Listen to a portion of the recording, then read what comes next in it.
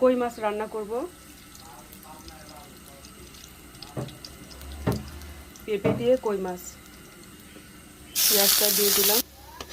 পেঁয়াজ ভাজা হয়ে গেছে, এখন আদা বাটা, রসুন বাটা, জিরা বাটা, পেঁয়াজ বাটা দিয়ে দিলাম।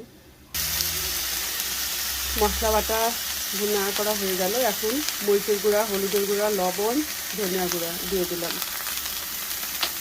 এখন অল্প একটু পানি দেব।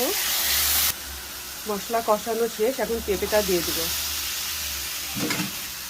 কষানো হয়ে গেছে, পানি দিয়ে দেবো এবার একটু। এখন আমি মাছটা দিয়ে দেব।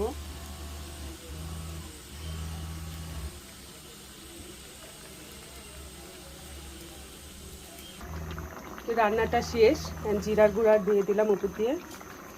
কিন্তু পেঁপেটা মিষ্টি ছিল, তাই তরকারিটা মিষ্টি হয়েছে, মিষ্টি মিষ্টি লাগছে। হয়ে গেছে রান্না আমার।